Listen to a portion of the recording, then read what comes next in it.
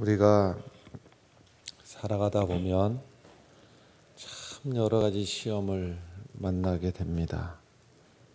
시험을 만날 때에 시험을 만났다고 해서 꼭 믿음이 흔들리고 좌절되고 꼭 그러는 것은 아닙니다. 어떤 사람은 말할 수 없는 풍파와 같은 시험을 만나도 반석 위에 지은 집과 같이 그것을 잘 이겨내는 사람이 있고, 또 어떤 사람은 별것도 아닌 것 같은데 모래 위에 지은 집처럼 그냥 확 무너져 버리는 그런 사람도 있어요. 시험에 강한 성도가 있는가 하면 시험에 너무 약한 그런 사람도 있습니다.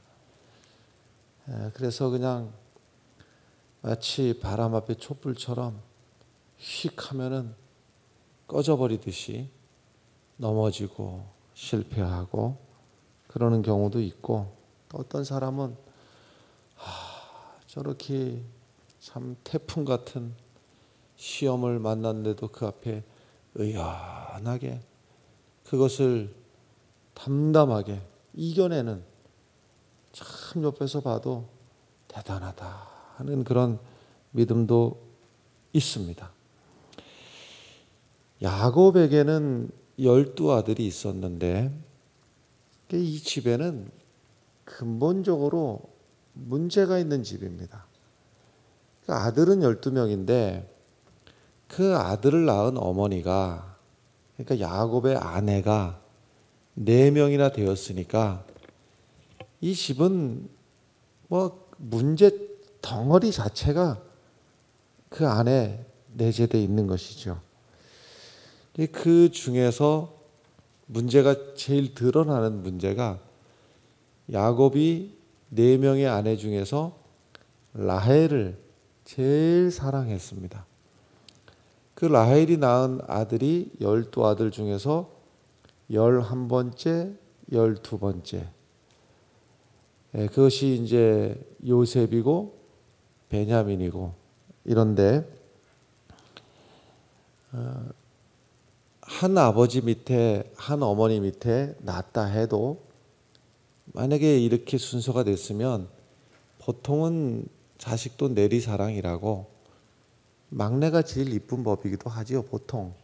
그런데 이것은 아내가 넷인데 그 중에 제일 사랑하는 아내가 낳은 자식이고 11번째, 12번째이고, 또 12번째 아들을 낳다가 이제 라헬로서는 둘째 아들입니다만은 그만 그 사랑하는 아내가 죽어버렸습니다. 그러니까 마음이 더 애틋한 거예요. 막내인데다가 사랑하는 라헬이 낳은 아들인데다가 이 막내를 낳다가 그 라헬이 죽어버렸으니까 이 두 아들이 더 귀한 거예요. 그래서 편애를 한 데부터가 이제 갈등의 시작이 되는데, 그래서 11번째 요셉과 12번째 베냐민을 편애를 했습니다. 말하자면 위에 있는 아들들은 일 시켜도 그 두 아들은 아주 힘든 일도 안 시키고, 옷을 입혀도 이 두 아들에게는 더 좋은 옷만 입히고 이랬습니다. 그러니까 이게 한두 번도 아니고 늘 일상생활이 되고 보니까 이제 위에 있는 10아들들이 불만이 그냥 폭발하게 되었습니다. 그래서 그 불만이 폭발하는 것이 어떻게 폭발했는가 하면 저 요셉을 죽여버리자. 자기들 동생, 아마도 이제 요셉도 믿고 베냐민도 미웠으나 또 요셉은 또 한 일도 있잖아요. 자기가 꿈을 꿨는데 형들이 다 자기에게 절하더이다 뭐 그런 소리를 또 했네. 그래서 형들이 저 요셉을 죽여버리자. 그래가지고서는 저기 가서 그 요셉을 갖다가 죽이려고 이제 하던 차에 차마 죽이지는 못하고 저 먼 나라로 가는 상인에게 팔아버렸습니다. 다시는 내 눈에 띄지 마라. 그리고서는 아버지에게 와서는 아버지 요셉이 죽었습니다. 이렇게 거짓말을 합니다.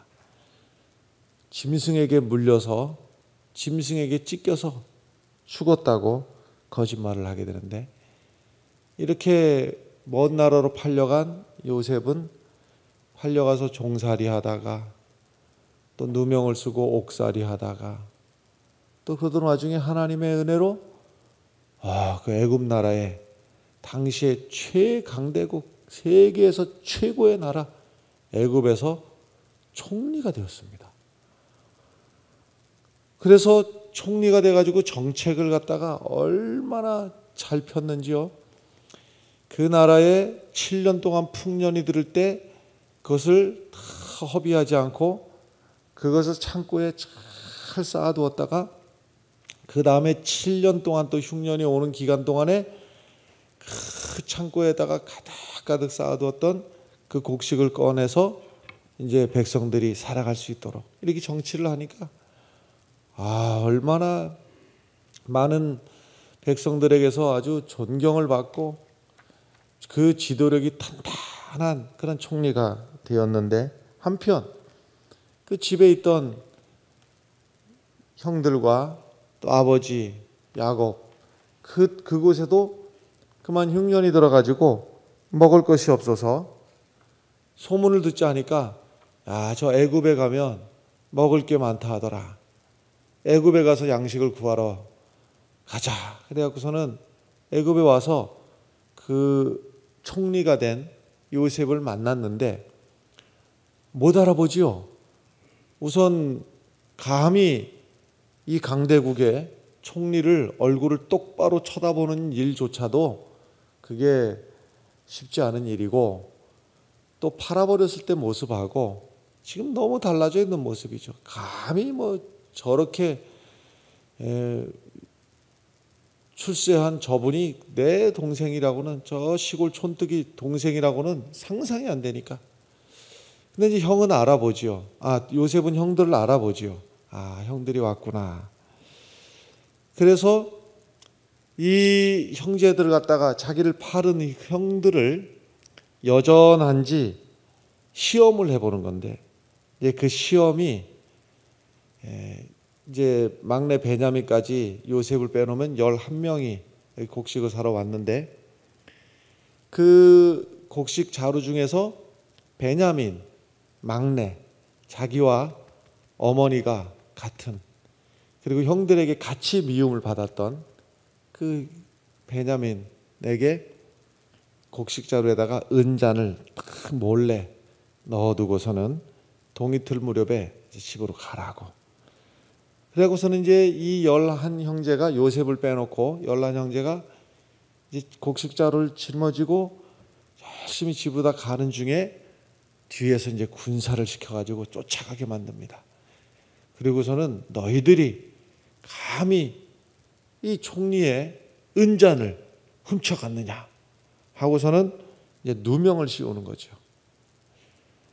그래서 뒤져보니까는요, 그 막내 베냐민의 이 자루에서 은잔이 털커덕 나오는 겁니다. 이런 시험을 갖다가 요셉이 일부러 만든 시험입니다. 왜 이런 시험을 왜 하는 것인가 하면, 나를 미워해서 나를 죽이려고 했다가 팔아먹은 저 형들이 여전한지 달라졌는지 이것을 보고 싶었던 거예요. 근데 이 심각한 문제가 생겼죠. 지금 변명할 여지가 없습니다. 누명을 쓴 건 맞는데 이걸 해명을 할 수가 없고 변명을 할 수가 없어요. 이 11형제들이 큰 시험을 만난 겁니다. 위기를 만난 거예요. 해결할 수 있는 기미가 없어요. 근데 의외로다가 이 시험을 수월하게 이겨버리고 이 시험거리가 확 바람에 날아간 것처럼 없어져 버렸습니다. 왜 그랬는가 하면 바로 이 11명 형제 중에서 유다라고 하는 사람 때문에 그랬습니다. 이 유다 덕분에 시험거리가 물러가 버리고 시험이 없어져 버렸어요. 그건 다름이 아니라 그 유다가 나서서 유다가 자기가 책임지고 나섰기 때문인데, 앞에 16절의 말씀 보면 이런 말씀이 있습니다.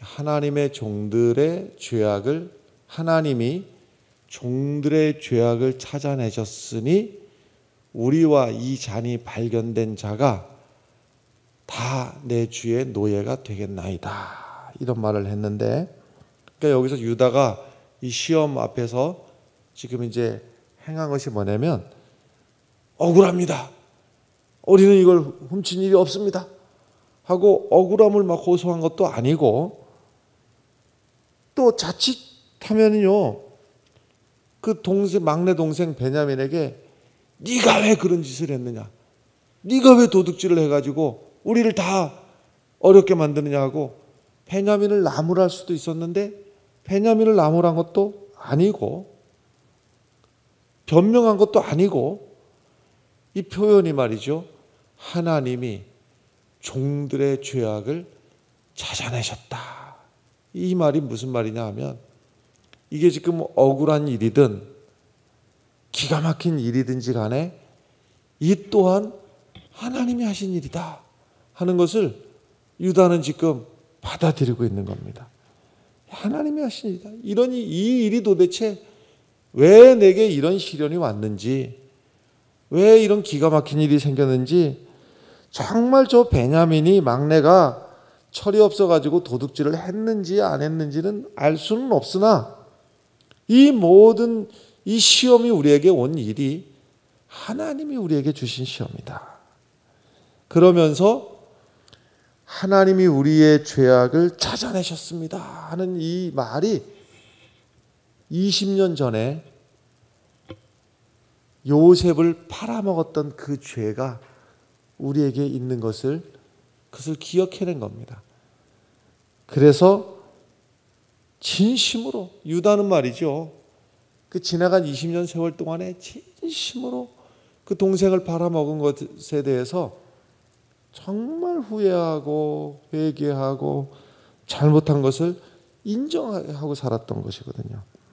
근데 하나님이 그 죄를 밝히시니 그 일과 이 일이 전혀 상관없어 보이는 일인 것 같은데, 유다는 여기에서 하나님이 우리 죄악을 드러내셨다, 이렇게 지금 보고 있는 겁니다. 근데 이제 요셉이 마지막 테스트를 하는데요, 그 마지막 테스트는 뭐냐면, 그 앞에 시험은 너희들이 은잔이 나오면 너희들은 다 종이 돼야 된다 하는 것이었는데, 마지막 테스트가 뭐냐면 너희들 다 집에 가도 좋다는 거야. 다 집에 가라. 대신에 요 은잔이 자루에서 나온 요 막내 베냐민만 여기다 남겨두고 너희들은 가라는 거예요. 이게 지금 요셉이 아주 교묘하게 지금 이 형들을 시험하는 겁니다. 형들 입장에서요, 생각을 해보면 우린 집에 가도 돼? 얼마나 좋아요. 집에 가면 되지.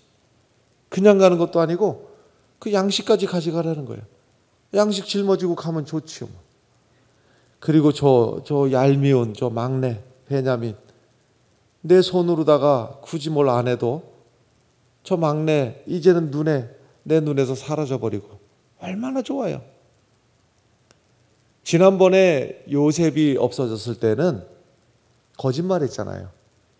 짐승에 찢겨 죽었습니다. 자기들이 팔아놓고 거짓말까지 하는데, 이번엔 거짓말 안 해도 돼요.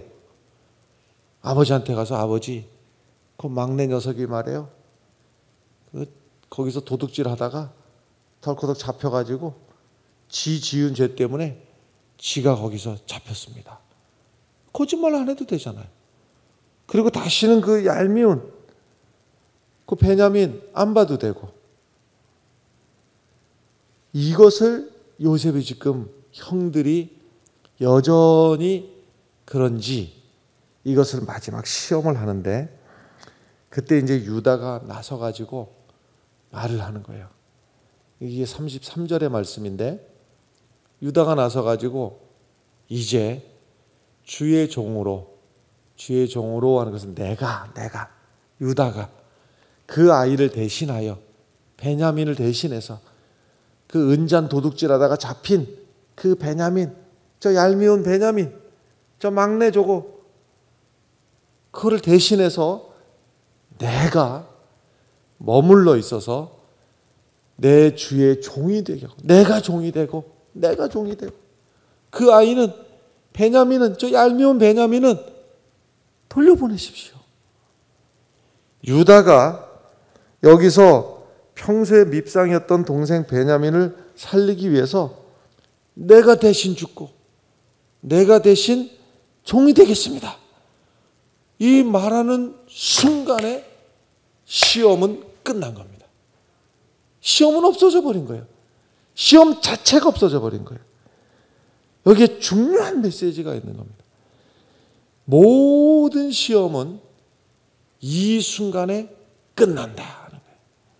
유다가 베냐민을 살려주고 나는 죽든지 종이 되든지 나를 대신해서 내가 종이 되고 내가 죽겠습니다 하는 순간에 모든 시험이 끝나고 바로 이 다음 장면이 창세기에서는 어떤 장면인가 하면 요셉이 총리가 되었던 요셉이 자기 감정을 주체하지 못하고 그리고 형들에게 형님들 내가 요셉입니다 하고 자기 신분을 공개를 하는 장면이 그 다음이거든요. 여러분 우리 사는데 시험이 왜 올까? 이게 참 이해가 안 되고 또 하나는 이 시험이 언제 끝나냐 하는 게 늘 시험 당할 때 제일 문제인데 요셉의 형들이 동생 요셉이 애굽의 총리인데 자기 형제가 총리이면 뭐가 부족하겠습니까? 근데 지금까지 왜 그렇게 고생하고 왜 그렇게 방황하고 그것을 왜 누리지를 못했을까? 7년 흉년이 끝날 때까지도 애굽 땅에는요 곡식이 그득 쌓여 있었습니다.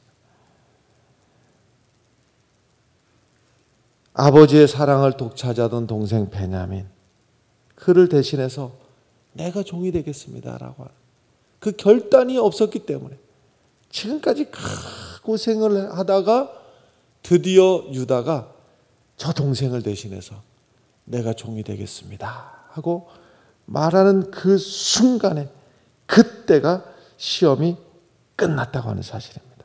그 지긋지긋한 시험이 뭐 한두 가지였습니까?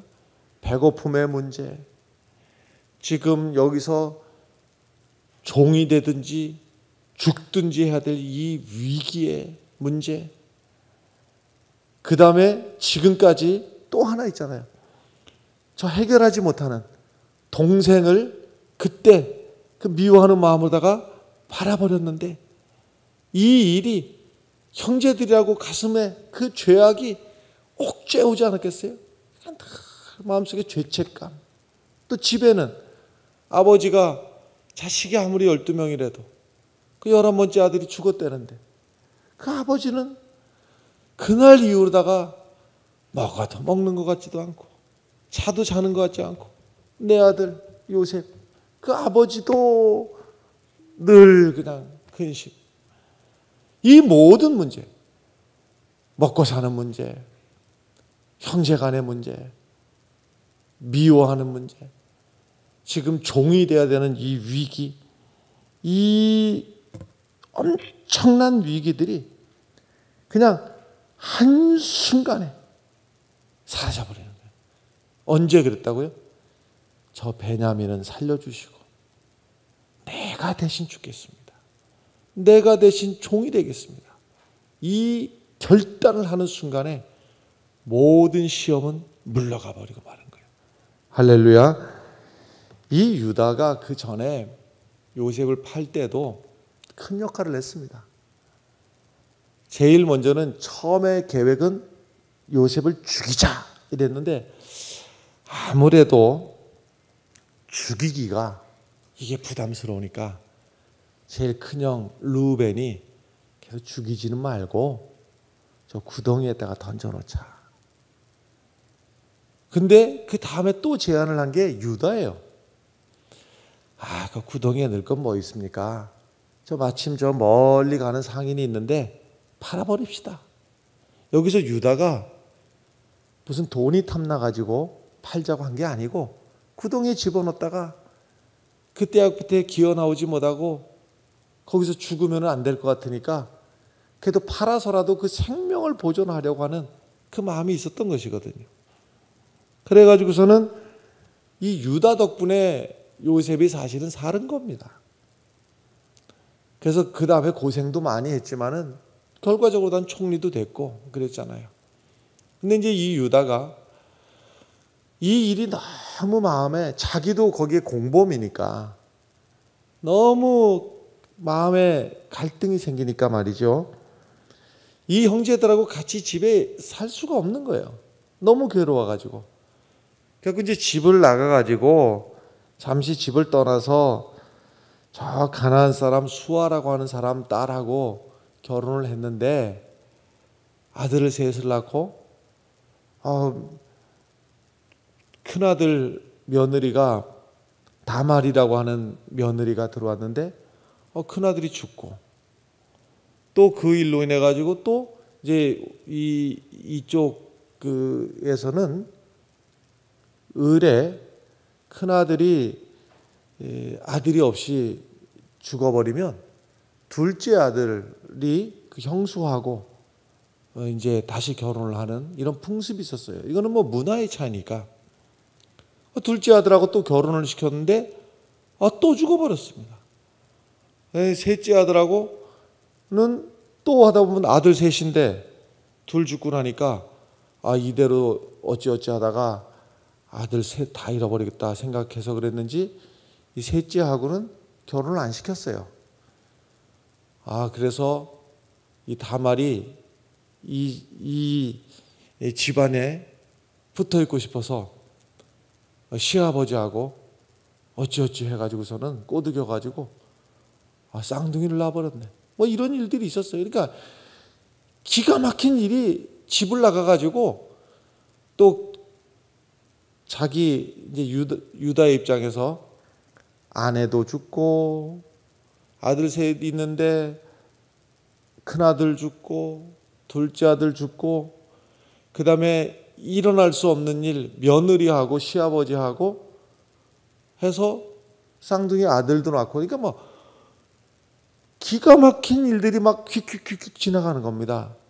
그러니까 이런 기가 막힌 일들을 지나면서 유다가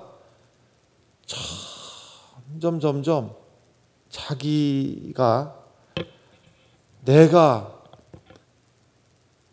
다른 사람 앞에 다른 사람을 판단하고 다른 사람을 정죄할 만큼 내가 대단한 존재가 아니고 내가 정말 검불과 같은 존재이구나. 내가 아무것도 아니구나 하는 것을 그 시련의 과정을 겪으면서 유다 스스로가 점점 자기가 낮아지고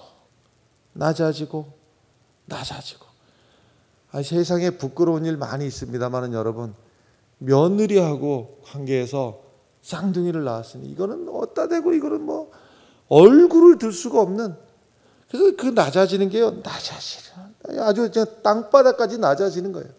그 땅바닥까지 낮아지는 그 시련의 세월을 쭉 겪으면서 유다가 사람이 달라진 거예요. 옛날에 요셉 저 못된 놈 죽여야 된다고 거기에 같이 동참을 했던 그 사람이 이제는 점점 깎이고 다듬어지고 낮아지고 그래서 겸손한 사람이 돼가는 거예요. 여러분 우리가 신앙생활을 하면 할수록 나이가 들면 들수록 이 신앙의 모습으로다가 이렇게 변해가야 됩니다. 그게 뭐냐면 그 전에는 뭐 뿔뚝도 하고 뭐 이러다가 깎아질 것 깎아지고 낮아지고 부스러지고, 이게요 겉모습을 보면은 형편없어져 가는 것 같지만은 신앙인으로서는 이게 보석과 같은 존재로 돼가는 것이거든요. 겸손해지고 낮아지고. 그래서 여기서 이 세월 속에서 유다라고 하는 사람은 어떻게 달라져 가는 것인가 하면, 베냐민도 살고 온 가족이 다 살고, 이 방법은 내가 죽으면 된다. 내가 죽으면 저 베냐민도 살고 형제들도 살고 아버지도 살고 다 사는 길은 내가 죽는 길이다. 할렐루야. 그래서 어떤 시험이 와도 말이죠, 내가 죽으면 시험거리가 되질 않는 겁니다. 그 시험 자체가 성립이 안 되는 거예요.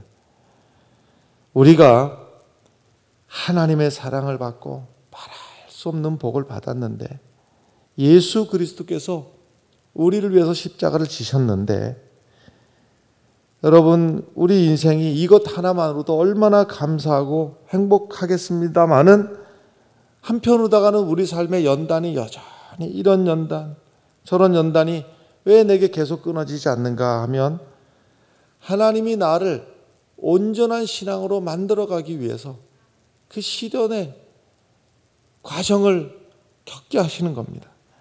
그래서 내가 유다가 그랬던 것처럼 기가 막힌 일은 다 기가 막힌 일 아니에요. 그 집 떠나가지고 지내는 동안에 아내가 죽고 아들 죽고 며느리하고, 참 이런 일들이 유다가 성숙해가는 과정이었어요.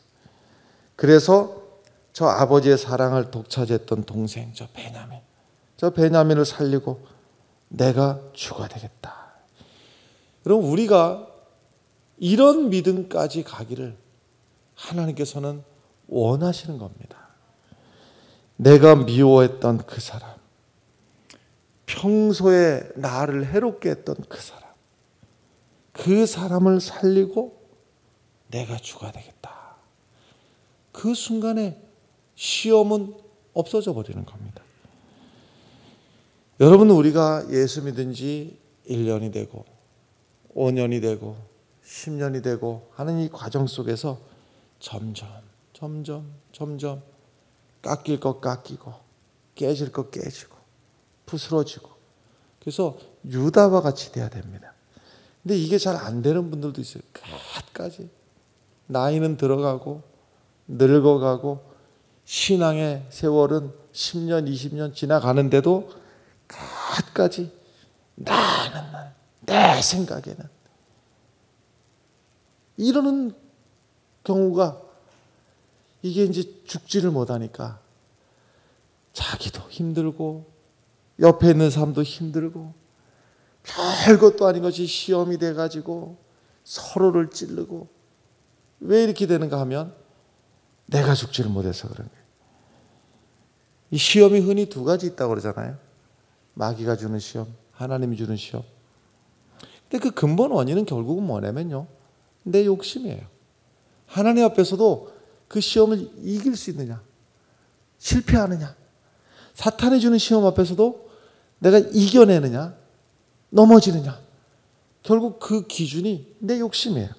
야고보서 1장 13절 말씀부터 보면, 사람이 시험을 받을 때 내가 하나님께 시험을 받는다 하지 말지니 하나님은 악에게 시험을 받지도 아니하시고 친히 아무도 시험하지 아니하시느니라. 그 다음에 오직 각 사람이 시험을 받는 것은 뭐 때문에?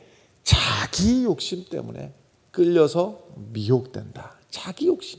내가 살아있을 때 욕심이 잉태한 즉 죄를 낳고 죄가 장성한 즉 사망을 낳느니라 그랬어요. 사실은 문제될 게 없는 거예요.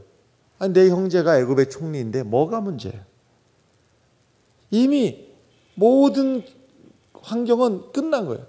근데 여전히 그 문제가 왜 끌려가고 있는가 하면, 바로 이 유다의 이 결단, 저를 살리시고 나를 죽이십시오. 이 결단이 없기 때문에 내 형제가 총리가 되어서도 소용없고 그 곳간에 곡식이 거듭해도 소용이 없는 거예요. 그 신앙생활 하면서 지금 이 말씀을 믿음으로만 받아들일 수가 있으면 참 좋은데요. 뭐냐면 나는 말이에요. 신앙생활하면서 교회 다니면서 내가 상처받았습니다. 내가 교회 와서 신앙생활하면서 내가 아무개에게 상처받았습니다. 이렇게 쉽게 상처받는 그 자아들이 있잖아요. 조금만 달리 생각하면요, 어쩌면 바로 나도 상처를 받았지만 나 때문에도 얼마나 많은 사람이 상처를 받았는가. 상처받았다고 하는 사람들 말이죠. 근데 더 엄청난 문제 앞에서도 그를 의연하게 이겨내는 사람이 있지 않습니까? 말하자면 누가 나한테 뭐라 해갖고 내가 상처받았어요. 나 교회 나가느냐 안 나가니 이렇게 예민한 분이 오히려 다른 사람에게 더 많은 상처를 주는 경우가 많이 있어요. 근데 더한 나를 죽이려면 죽여라. 내가 그거 갖고 넘어지냐? 의연하게 그래 다들 죄인인데 이런 담대한 사람은요 오히려 다른 사람에게 상처를 주지 않을 가능성이 많아요. 그러니까 내가 상처받은 것만 자꾸 붙들고 나 상처받았어 이것만 붙들고 늘어지는 그 인격, 신앙의 인격이 오히려 많은 사람에게 상처를 주는 경우도 많이 있단 말이에요. 제 앞에서 상처받았다는 얘기를 끊임없이 하는 분이 있어요. 그 중에 베스트 아무개가 있어요. 여기는 아무도 몰라요. 누군지. 얘기할 때마다 상처받았다고 그러죠, 저한테. 제가 볼 때는 그분이 상처를 제일 많이 줘요. 사실이에요. 누군지 모르니까 모르시잖아요. 그 말을 제가 하고 싶은데 그랬다가는 큰 상처받았다고 그럴까 봐 그 말도 못 하겠어요. 여러분, 유다가 하는 대로 하면 됩니다. 저 밉상, 저 잘난 척하는, 아버지 사랑을 독차지하는 저 베냐민을 살려주시고 내가 죽겠습니다. 예수님이 십자가 지실 때 그 의미를 로마서 5장 8절에서는 이렇게 해요. 우리가 아직 죄인 되었을 때 누가 죄인 됐다고요? 내가 죄인 되었을 때 그리스도께서 우리를 위하여 죽으심으로 하나님께서 우리에 대한 자기의 사랑을 확증하시느니라. 누가 죽었습니까? 그리스도께서 죽으셨어요. 죄는 내가 지었는데 죽은 건 누가 죽었다고요? 그리스도께서 죽으신 거예요. 이게 십자가 원칙입니다. 이게 십자가예요. 죄는 내가 졌는데, 엉뚱한 내가 졌는데 죽기는 그리스도께서 죽으셨다 이 말이에요. 그 순간에 내 죄의 문제가 해결된 거예요. 믿으십니까 여러분? 똑같은 원리예요. 지금 도둑질은 누가 했는데, 물론 누명 썼지만 드러난 현상으로 보면 도둑질은 베냐민이 했는데 죽는 건 누가 죽는다고요? 유다가 내가 죽겠습니다. 그 순간에 이 죄의 문제, 도둑질한 문제, 누명 쓴 문제는 깨끗하게 해결되는 거예요. 할렐루야. 똑같은 십자가의 원리예요. 똑같은 십자가의 원리예요. 결국은요, 이스라엘이 12지파인데 큰아들부터 해갖고서는 르우벤 지파, 머시기 지파, 더군다나 요셉 지파는 2개가 있어요. 12지파 중에서 요셉 1지파, 요셉 2지파, 에브라임 지파, 므낫세 지파, 이게 2개가 요셉 지파거든요. 그런데요, 이 12지파 중에서 다윗 왕이 어느 지파에서 나왔는가? 요셉 지파가에서 나온 게 아니고 유다 지파에서 나온 거예요. 예수 그리스도께서 이 땅에 오실 때 어느 지파에서 탄생했는가?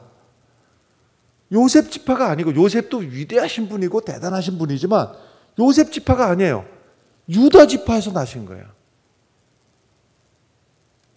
그런데 말이죠, 우리가 이스라엘 사람들 유대인이라고 그러지 않습니까? 유대인. 이 말이 무슨 소리냐면 12지파 중에서 지금에 와서 다 소멸되고 없어요. 지금 남은 지파가 한 개밖에 없어요. 지금 현재 남은 지파가 하나밖에 없는데 그게 어느 지파라고요? 유다 지파예요. 그래서 이스라엘을 유대인이라고 부르는 게 유다 지파가 남아있다는 얘기예요 지금. 근데 보세요. 내가 종이 되겠습니다. 내가 죽겠습니다. 종이 됐습니까? 안 됐어요. 오히려 자유로워졌어요. 내가 죽겠습니다 그랬는데 하나님이 유다를 죽이셨는가? 아니에요.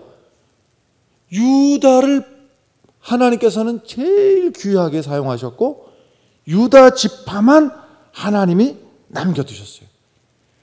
여러분, 시험을 만났을 때에 이기시기 바랍니다. 아멘을 더 크게 하시면 참 좋아요. 시험을 이겨야 됩니다. 못 이기면 계속 그 시험이 나를 계속 그 시험이 나를 괴롭히는 겁니다. 이겨버려야 돼요. 물질의 시험 이겨버리면 끝나는 겁니다. 내가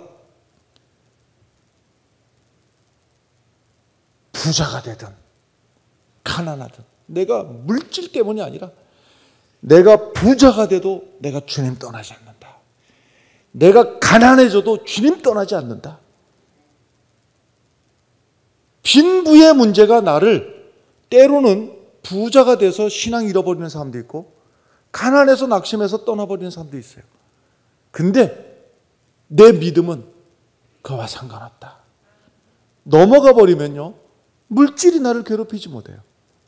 정욕의 문제 이겨버리면요, 요셉도 정욕의 문제가 시험으로 왔는데 이겨버리니까 두 번 다시 그 시험은 오지 않는 거예요. 두 번 다시. 아브라함 자식을 바쳐라. 사실은 내 생명을 바치라는 얘기죠. 하나님 앞에 바쳤어요. 시험을 이겨버렸어요. 두 번 다시는 그 시험은 안 오는 거예요. 두 번 다시는 안 오는 거예요. 어떤 시험을 만나든지 여러분, 피하거나 넘어지지 말고 십자가부터 내가 죽습니다.